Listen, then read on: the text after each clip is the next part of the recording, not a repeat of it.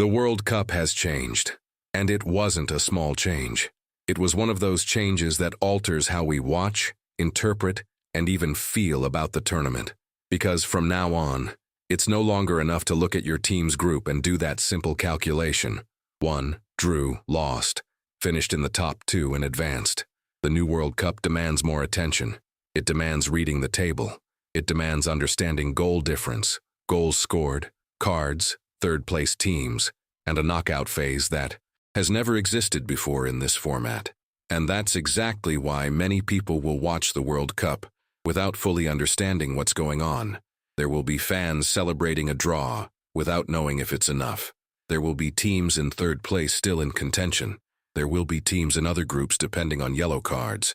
There will be commentators doing live calculations, and there will be many people pretending they understood.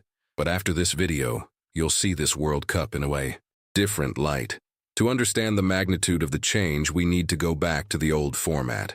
For almost 30 years, the World Cup had a simple, straightforward, and very easy to follow structure.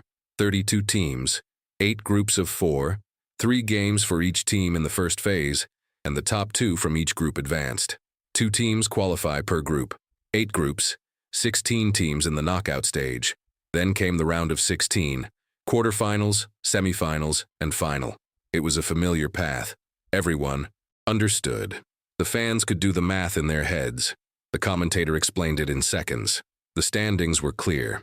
If you finished third in your group, it almost always meant the end of the World Cup. Bags packed, airport, back home. But FIFA decided to expand the tournament. There are now 48 teams. This means 16 more teams than before. It's not just a detail.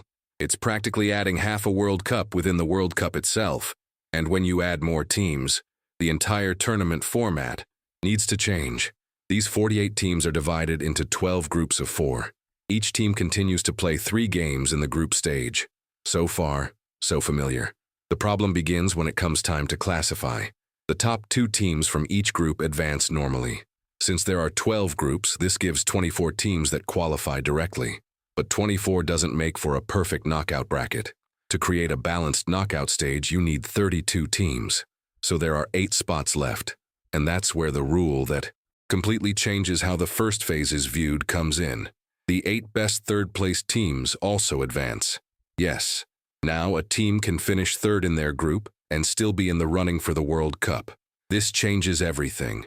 In the old World Cup, finishing third was almost always a death sentence. You could have had a reasonable campaign. You could have lost by a small margin. You could have drawn with a giant. But if you finished third, you were out. Not now. Now third place can be an exit, strategy, or a means of survival. And this difference changes how the teams behave on the field. Because a team that would previously have been practically eliminated after a defeat can now continue fighting until the last minute. A goal scored in the 48th minute of the second half can put that team among the best third-place teams. A goal conceded at the end can ruin an entire campaign. An unnecessary yellow card can become a reason for elimination. This is the new World Cup. Every detail matters more than it seems. But note, finishing third does not guarantee qualification. There are 12 groups. Therefore, 12 teams will finish in third place. Of those 12, only 8 advance. 4 are eliminated.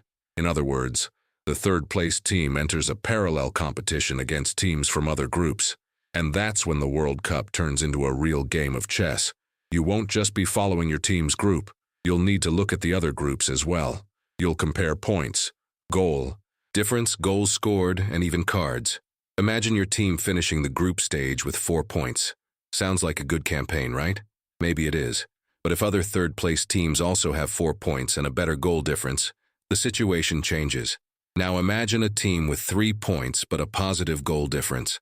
Another team with 3 points but a negative goal difference. One might survive. The other might be relegated. That's why the group stage hasn't become less important.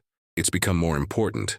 Many people will say, now it qualifies up to third place, so it's become easier. Wrong.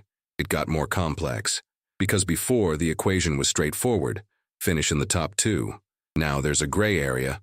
Third place might be enough, but it could also be useless. It all depends on the comparison with the other groups. And to decide which third-place teams advance, tie-breaking criteria are used.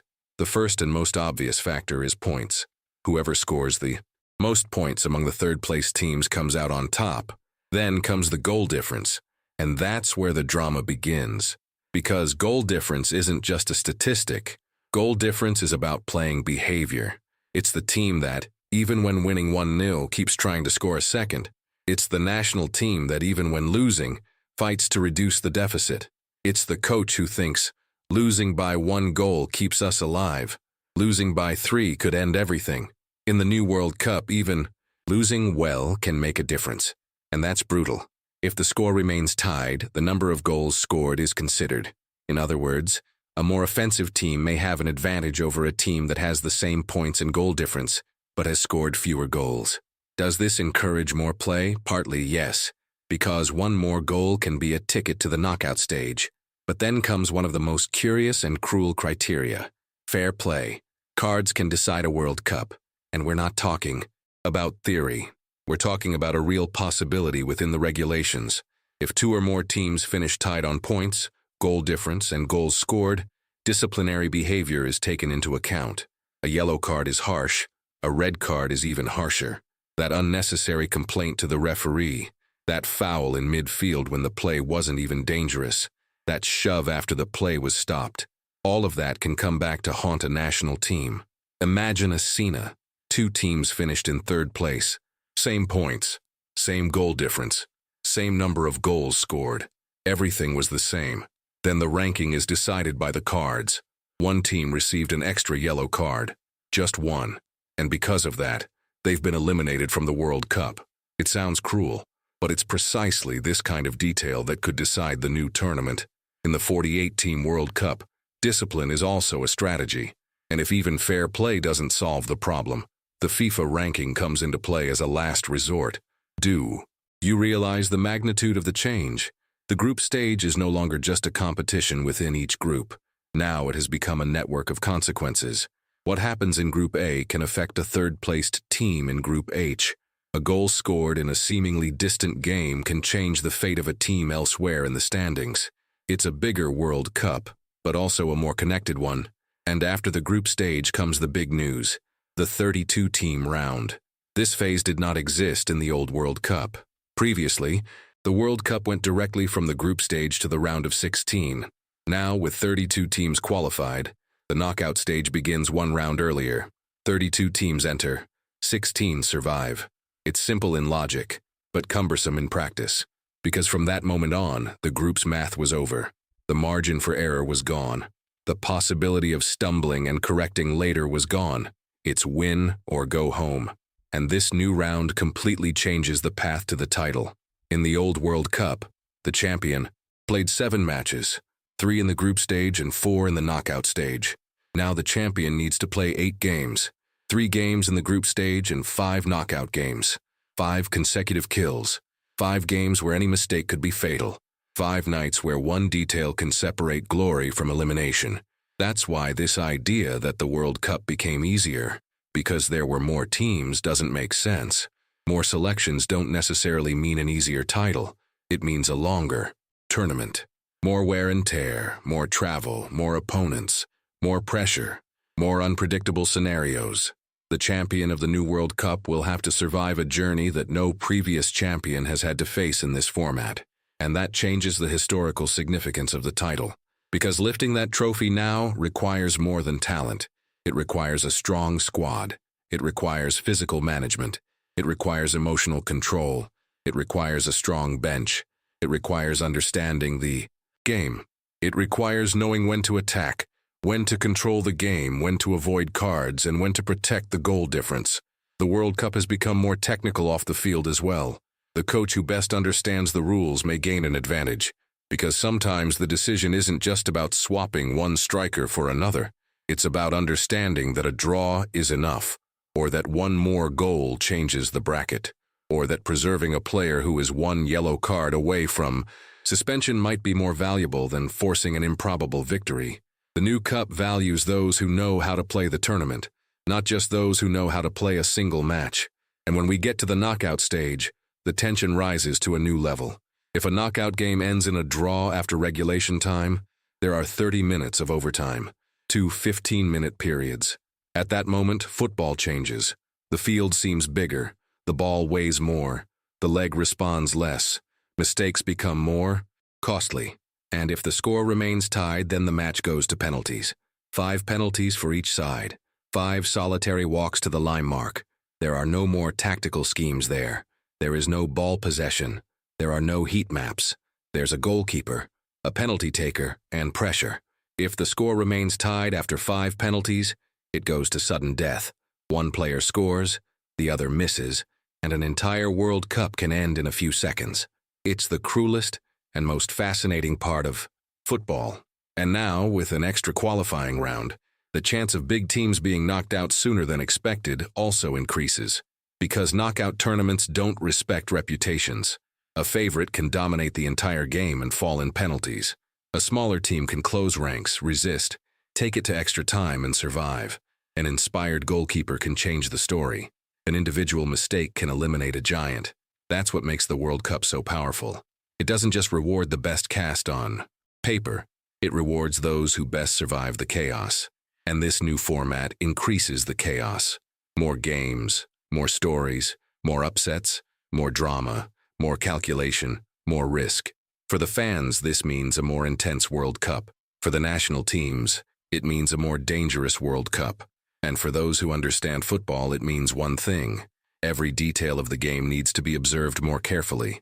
That late goal, which seemed insignificant, can qualify a team as the best third-placed team. That yellow card for complaining could lead to elimination. That substitution in the 35th minute of the second half can be made thinking not only about that game, but about the entire tournament journey. That draw, which seems frustrating, might be enough. And that 1-0 victory that seemed secure might not be enough if the goal difference is tight. It's a World Cup that forces the public to look beyond the scoreboard. And that's where a lot of people get lost. Because watching football isn't just about seeing who won and who lost. It's about understanding the context. It's about knowing what that result means within the league table. It's about recognizing when a team is playing for first place, second, third, or simply for a less bad goal difference. In the new World Cup, the scoreboard tells part of the story. The standings tell the other part. And whoever understands this will experience the tournament on another level.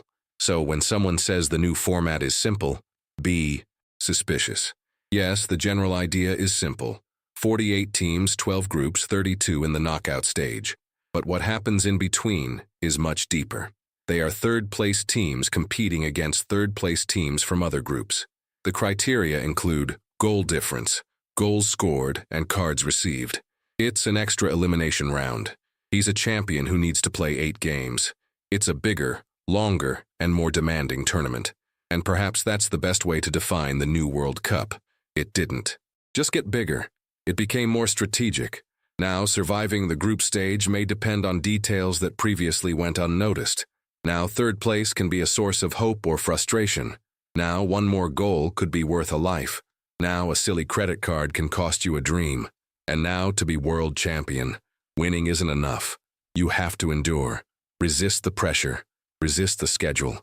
Resist the knockout stage. Resist the burnout. Resist the chaos. Because the new World Cup will not forgive those who do not understand its rules. And after this video, you already know what many people will still discover during the tournament. This World Cup will be unlike any other. More selections, more games, more drama, more calculations, more excitement, and the road to the cup is harder than ever. When the ball starts rolling, don't just look at the scoreboard. Look at the balance. Look at the cards. Look at the third-place teams. Look at the bracket. Because in this World Cup, the details won't matter. They can decide who keeps dreaming and who goes back home.